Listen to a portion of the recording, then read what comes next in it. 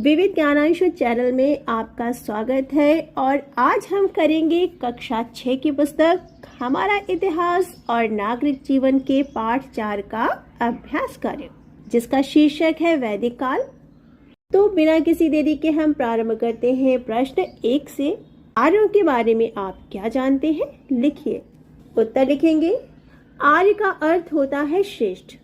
प्रारंभ में आर्य इधर उधर घूमते रहते थे। वे कबीलों में रहते थे। वे गाय, बैल, घोड़ा आदि पशु पालते थे। चारा, पानी तथा उपजाऊ भूमि की तलाश में वे एक स्थान से दूसरे स्थान पर घूमते रहते थे। जहाँ चारा तथा उपजाऊ भूमि मिलती थी वहीं बस जाते थे, अर्थात रुक जाते थे। इस प्रकार आर्य समूह में आए और नए नए स्थानों पर बसते गए।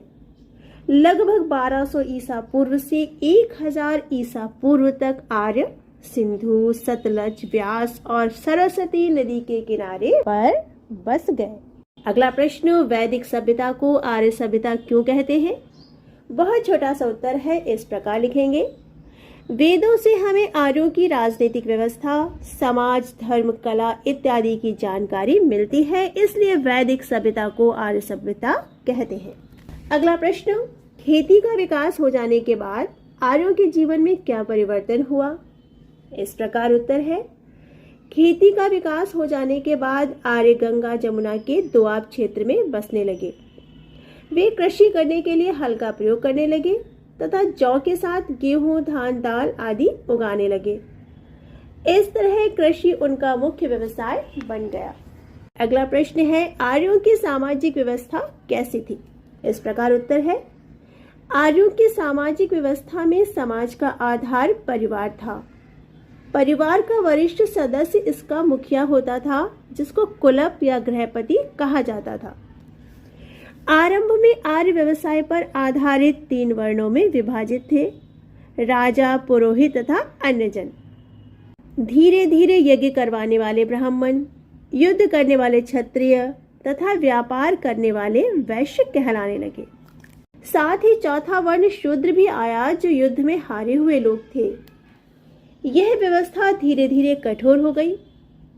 अब कार्य रुचि के आधार पर न होकर वंश के आधार पर हो गए। महिलाओं को उच्च स्थान प्राप्त था। वे पुरुषों के समान ही शिक्षा प्राप्त करती थीं। इसके अलावा आर्यों के मकान घास फूस तथा मिट्टी के बने होते थे और वे दूध तथा उससे बने पदार्थ का प्रयोग करते थे। और अगला प्रश्न है, वैदिक कालीन शिक्षा व्यवस्था का वर्णन कीजिए। आप इस प्रकार उत्तर लिखेंगे। वैदिक काल में विद्यार्थी गुरुकुल में रहकर शिक्षा प्राप्त करते थे। उन्हें वेदों के साथ गणित, ज्यामिति, ज्योतिष, भूगोल, सैन्य विज्ञान तथा शिल्प आदि की शिक्षा दी जाती थी। और अगला प्रश्न है, संक्षिप्त उत्तर लिखिए। आश्रम व्यवस्था, सभा एवं समिति, आर्यावर्त तथा राजा के कर्तव्य। हम लिखेंगे आश्रम व्यवस्था।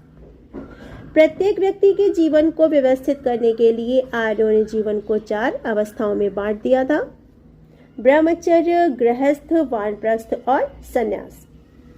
ब्रह्मचर्य अवस्था में बालक आश्रम में रहकर शिक्षा पाता था। गृहस्थ अवस्था पारिवारिक जीवन से संबंधित थी। वानप्रस्थ एवं संन्यास आश्रम में व्यक्ति वन में जाता था और आत्मचिंतन द्वारा ईश्वर को प्राप्त करने का प्रयास करता था। अब है सभा एवं समिति। वैदिक काल में राजा का चुनाव सभा द्वारा किया जाता था। राजा को व्यापक अधिकार प्राप्त थे। राजा पर नियंत्रण रखने के लिए सभा और समिति नामक संस्थाएं थीं। किसी समस्या को सुलझाने के लिए एक सभा होती थी, जिसमें 70-80 लोग मिलकर समस्या को सुलझाते थे। और अब लिखेंगे आर्यावर्त के बारे में। हिमालय से विंध्याचल पर्वत तक का क्षेत्र आर्यावर्त कहलाता है और राजा के कर्तव्य में राजा का मुख्य कार्य लोगों की रक्षा करना तथा युद्ध में सेना का नेतृत्व करना था।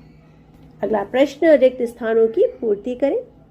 क, प्रसिद्ध गायत्री मंत्र।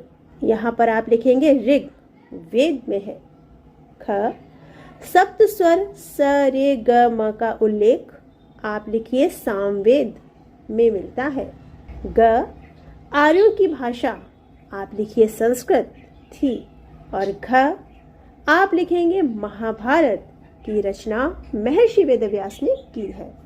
और अंतिम प्रश्न, निम्नलिखित कथन में सही और गलत का निशान लगाइए।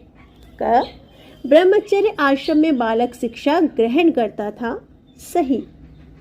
ख, लोहे की खोज उत्तर वैदिक काल में हुई, सही। ग, अथर्ववेद सबसे प्राचीन वेद है, गलत। और घ, आर्यों की भाषा वैदिक संस्कृत थी, सही। तो ये था छोटा सा अभ्यास कार्य। इसे आप अपनी कॉपी में नोट डाउन करिए, याद भी करिए। जल्दी ही आपसे मिलेंगे नेक्स्ट वीडियो में एक नए टॉपिक के साथ। तब तक के लिए बाय बाय, जय जय श्री राधे।